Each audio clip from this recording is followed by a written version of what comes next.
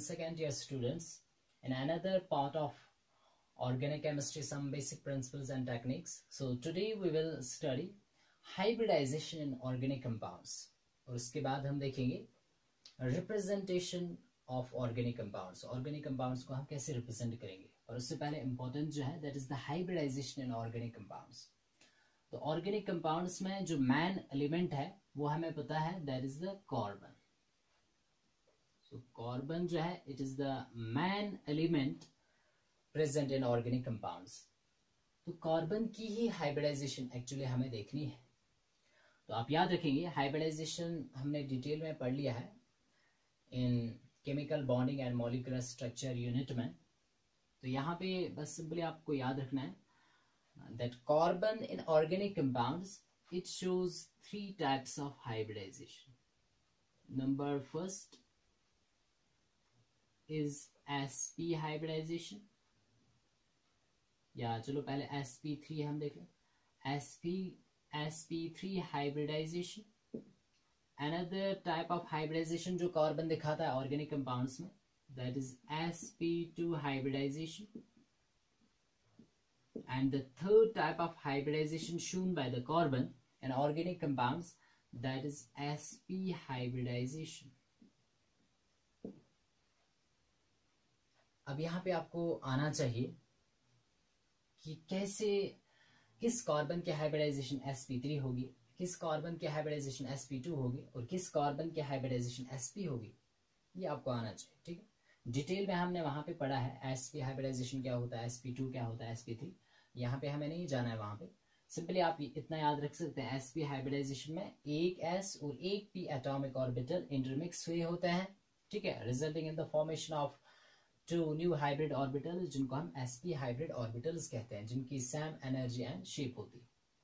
और यहाँ पे आप कैसे देखेंगे कि किस कार्बन की हाइब्रिडाइजेशन sp3 है ऑर्गेनिक कंपाउंड्स में, किसके sp2 है और किसकी sp हाइब्रिडाइजेशन.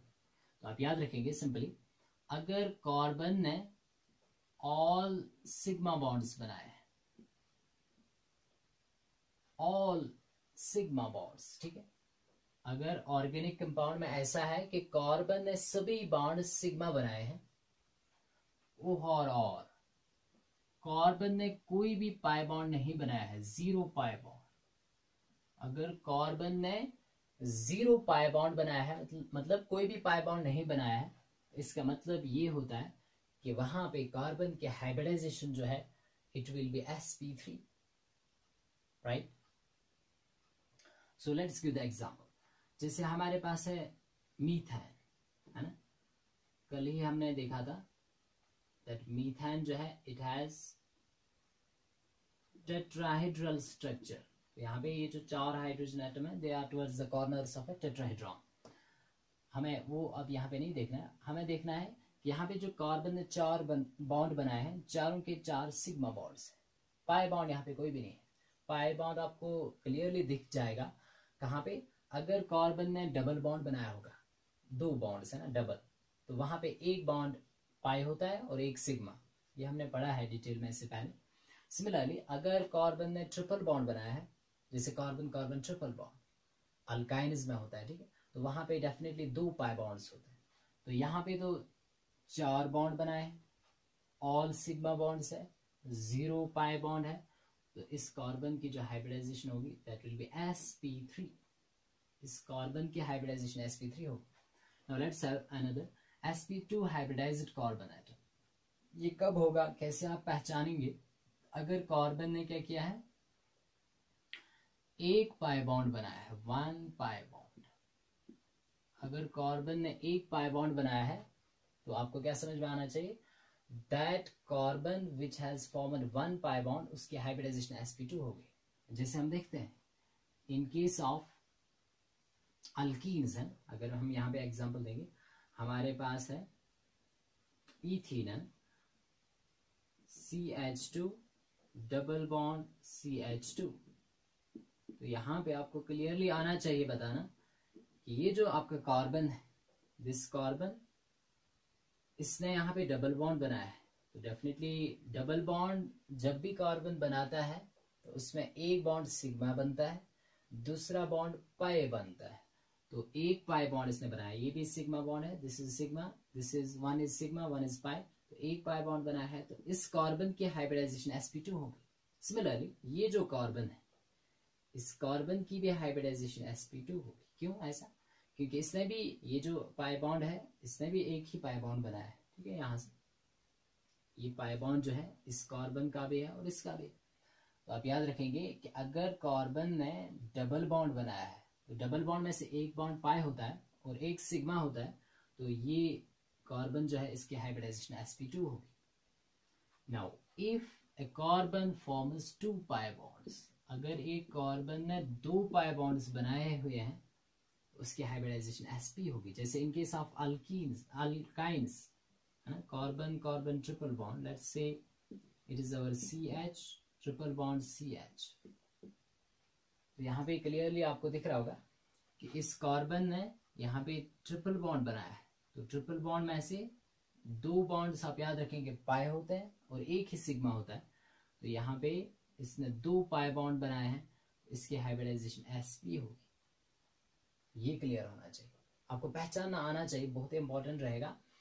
किसी भी कोई भी ऑर्गेनिक कंपाउंड आपको दिया जाता है तो आपको आना चाहिए बताना which carbon is sp2 hybridized, which carbon is sp hybridized and which is sp3 hybridized। तो ये सिंपली आप पहचान सकते हैं पाई बॉन्ड्स, जिसमें कोई भी पाई बॉन्ड नहीं, दैट्स sp3 hybridized कार्बन। जिसमें कार्बन ने एक पाई बॉन्ड बनाया है, उसकी हाइब्रिडाइजेशन sp2 होगी, और जिसमें दो पाई बॉन्ड्स बनाए हैं उसकी हाइब्रिडाइजेशन sp होगी। ठीक है, तो ये क्लियर होना चाहिए। नाउ ये जो कार्बन है, इसने भी यहाँ पे, इसकी भी हाइब्रिडाइजेशन जो है that will be definitely sp, है ना। इसने भी एक्चुअली ये जो ट्रिपल बॉन्ड है, इसमें दो बॉन्ड्स पाई होते हैं और एक सिग्मा होता है। ये आप याद रखेंगे, जब भी ट्रिपल बॉन्ड होता है कहीं पे, वहां पे एक बॉन्ड सिग्मा होता है और दो होते हैं पाई बॉन्ड्स। नाउ अगर हाइब्रिडाइजेशन sp3 होगी तब शेप कैसी होती है ना। यहाँ पे sp3 हाइब्रिडाइजेशन है तो शेप कैसी होगी, टेट्राहेड्रल। ये मैंने कल भी बताया था, टेट्राहेड्रल शेप है ना। और टेट्राहेड्रल शेप में बॉन्ड एंगल कितना होता है, 109 डिग्री 28 मिनट्स। नेक्स्ट बात आप याद रखेंगे कि अगर हाइब्रिडाइजेशन sp2 है तब शेप कैसी होती है, trigonal planner. Trigonal planner shape तब होती है जब हाइब्रिडाइजेशन sp2 होती है, और ट्राइगोनल प्लानर शेप में बॉन्ड एंगल जो होता है दैट्स 120 डिग्री, जिसे यहाँ पे आप देख सकते हैं। यहाँ पे ट्राइगोनल प्लानर ज्योमेट्री है, आप देख सकते हैं। ये कार्बन जो है, अगर इसको हम कंसिडर करेंगे, ये सेंटर में है, तो इसके साथ जो तीन एटम्स अटैच्ड है, दो हाइड्रोजन और एक carbon, they are just towards the corners of a triangle. तो दैट्स व्हाई इसको हम बताते हैं trigonal planar structure. Bond angle is 120 degree. यहाँ पे सभी एटम्स जो है एक ही प्लान पे होते हैं। Now in case of hybridisation is sp, तब जो शेप होती है दैट्स लीनियर शेप। और जब लीनियर शेप होती है तो बॉन्ड एंगल जो है दैट्स 180 डिग्री। जैसे यहाँ पे आप देख सकते हैं बॉन्ड एंगल इज 180 डिग्री। यहाँ पे जो बॉन्ड एंगल होगा दैट्स विल बी 120 डिग्री। ठीक है, सो दिस इज sp। तो ये इंपॉर्टेंट बातें रहेंगी इसमें, दैट जब भी ऑर्गेनिक कंपाउंड्स की हम बात करेंगे तो कार्बन ही होता है ऑर्गेनिक कंपाउंड्स के अंदर। तो कार्बन के हाइब्रिडाइजेशन इधर it can be sp, sp2 और sp3। और आपको शेप भी साथ साथ में याद रखना है, और आपको पहचाना भी आना चाहिए कहाँ पे sp हाइब्रिडाइजेशन है, कहाँ पे sp2 है और कहाँ पे sp3 है। और बॉन्ड एंगल भी आपको याद होना चाहिए। और s कैरेक्टर, p कैरेक्टर, ये भी हमने वहां पे पढ़ा था डिटेल में, आप याद रखेंगे। ये जो sp हाइब्रिडाइजेशन होता है, इसमें s कैरेक्टर कितना होता है, 50% है। 50% s कैरेक्टर इसमें होता है और 50% जो है that's p character. But in case of sp2 hybridisation, s character जो होगा that will be only 25% and p character जो होगा that will be 75%। And in case of sp3 hybridisation है, यहाँ पे जो s कैरेक्टर होगा वो कितना होगा, ओनली 33.3% है। और p कैरेक्टर जो होगा दैट विल बी 66.6%। ये हम याद रखेंगे।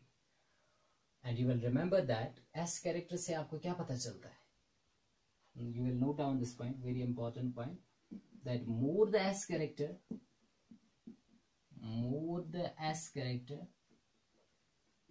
more will be the electronegativity, more will be the electronegativity।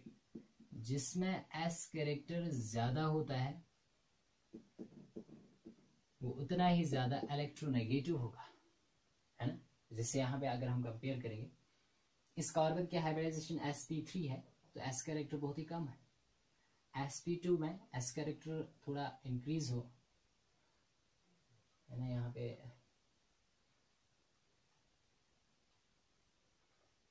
Actually हमने गलत लिखा है, यहाँ पे इसको आप करेक्ट करेंगे।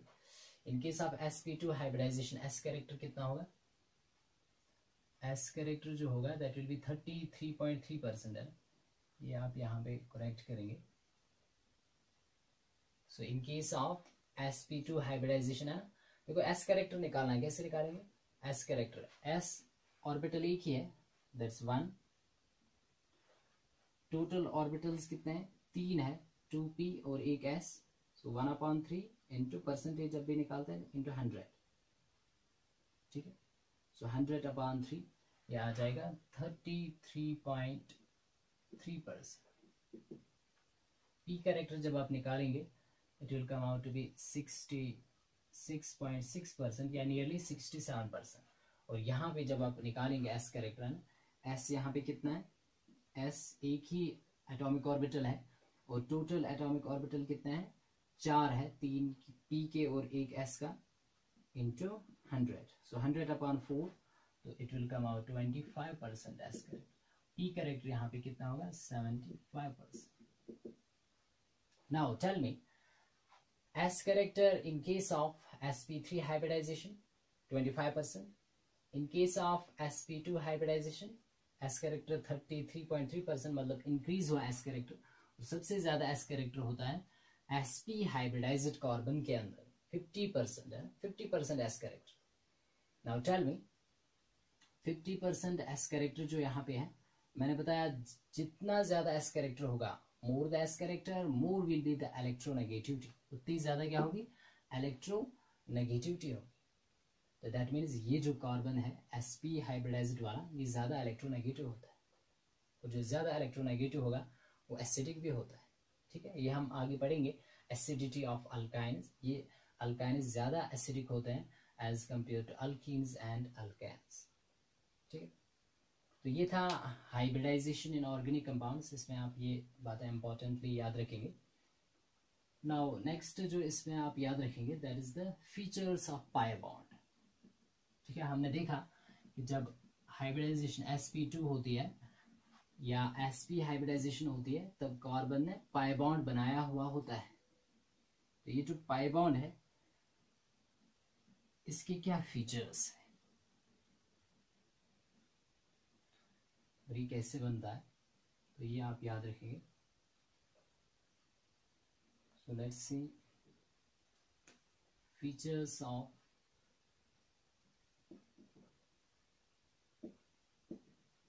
Pi bond. पहली बात ये है कि पाई बॉन्ड कैसे बनता है, तो ये भी आप फीचर में ही याद रखेंगे। तो आप याद रखेंगे पाई बॉन्ड इज फॉर्म्ड, है ना, ये ऑलरेडी आपने पढ़ा है, बाय साइड वे ओवरलैप, है ना। ये हमेशा कैसे बनता है साइड वे ओवरलैप से बनता है, और जिसको हम क्या कहते हैं लेटरल ओवरलैप।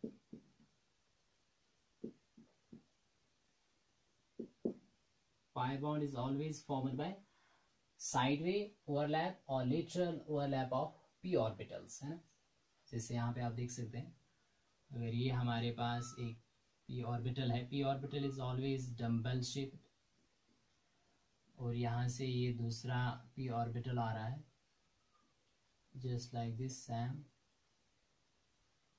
तो जब ये दो p ऑर्बिटल्स जो है ओवरलैप करेंगे तो कैसे ओवरलैप करेंगे, इनके एटॉमिक ऑर्बिटल्स कैसे मिक्स हो जाएंगे साइड वे, है ना।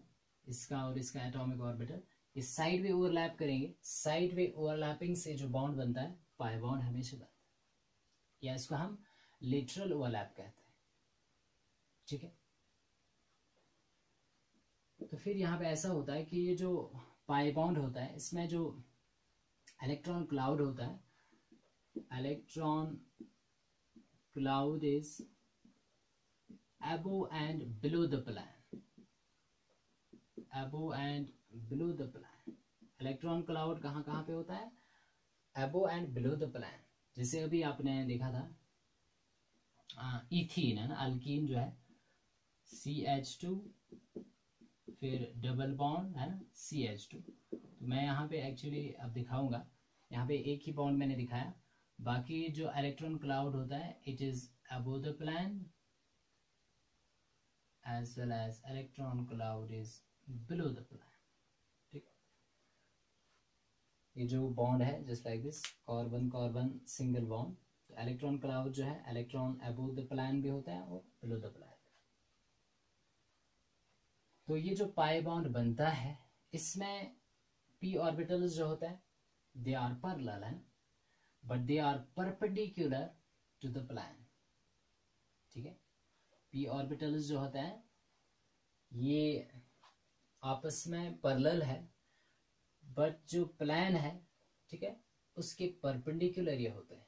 तभी हम कहते हैं कि दैट पाई बॉन्ड तभी बनता है when atomic orbitals overlap perpendicular to the internuclear axis है। इंटरन्यूक्लियर एक्सिस आपको यहाँ पे समझ में आ जाएगा, ये न्यूक्लियस है, ये भी न्यूक्लियस, जो एक्सिस इनके बीच में पास होती है that's called the internuclear axis. तो ये इंटरन्यूक्लियर एक्सिस कैसे है? Just like this internuclear axis, और p ऑर्बिटल ऐसे है और ये परपेंडिकुलर है, that means at an angle of 90 degree. तो इसको हम कहेंगे फिर कि ये जो p ऑर्बिटल्स है they overlap perpendicular to the internuclear axis जब भी पाई बॉन्ड बनता है। तो यहाँ पे आप याद रखेंगे कि पाई बॉन्ड में p ऑर्बिटल्स जो है p orbitals are perpendicular to internuclear axis। ठीक है, p orbitals are parallel to internuclear axis। Internuclear axis means the axis which is passing through the two nuclei of two atomic orbitals। और आपस में p orbital parallel होते हैं, जैसे ये और ये ऑर्बिटल क्या है पैरेलल है, बट इंटरन्यूक्लियर एक्सिस के ये परपेंडिकुलर होते हैं।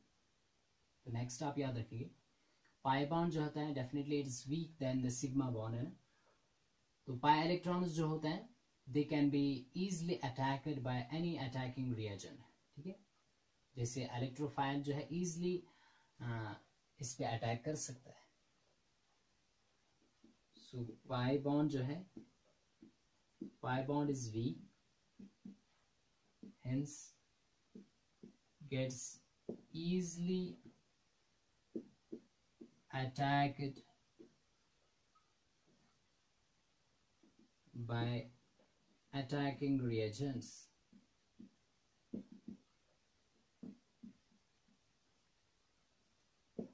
like electrophiles है। electrophiles क्या होता है ये हम आगे डिटेल में देखेंगे, इलेक्ट्रोफाइल्स एंड न्यूक्लियोफाइल्स इसी जनरल ऑर्गेनिक केमिस्ट्री में। तो आप याद रखेंगे कि पाई बॉन्ड जो होता है ये एक्चुअली आप याद रखेंगे वीक होता है सिग्मा बॉन्ड से, क्योंकि यहाँ पे ओवरलैपिंग ज्यादा नहीं होती है, साइड में ओवरलैपिंग ज्यादा नहीं होती है। बट सिग्मा बॉन्ड में जहाँ पे हेड ऑन ओवरलैप होता है, एंड टू एंड ओवरलैप होता है, वहां पे ओवरलैपिंग ज्यादा होती है, बॉन्ड स्ट्रॉन्ग बनता है। तो यहाँ पे वीक बॉन्ड है, इसलिए जिनमें भी पाई इलेक्ट्रॉन्स होते हैं वो ज्यादा स्टेबल भी नहीं होते। ठीक है, ये हमने कल भी देखा था। अगर टेट्राहेड्रल शेप है तो मोर स्टेबल, पर टेट्राहेड्रल नहीं है, हाइब्रिडाइजेशन sp2 है या sp है, तो ये ज्यादा स्टेबल नहीं होते हैं। They can easily, they are more reactive, they can easily get attacked by attacking reagents like electrophiles. तो ये हम याद रखेंगे features of pi bond. Next point जो इसमें इंपॉर्टेंट रहेगा that is rotation around a pi bond is restricted. देखो अगर हमारे पास सिग्मा बॉन्ड है that can be easily rotated just like this. अगर ये हमारे पास कार्बन कार्बन सिंगल बॉन्ड है, लेट्स से इस कार्बन के साथ 3 हाइड्रोजन एटम्स अटैच्ड है और यहाँ पे भी इस कार्बन के साथ 3 हाइड्रोजन एटम अटैच्ड है। तो ये जो कार्बन कार्बन सिंगल बॉन्ड है it can be easily rotated, है ना, इसको हम रोटेट कर सकते हैं। पर यहाँ पे आप याद रखिए rotation around pi bond is restricted. That means हम easily pi bond को रोटेट नहीं कर सकते।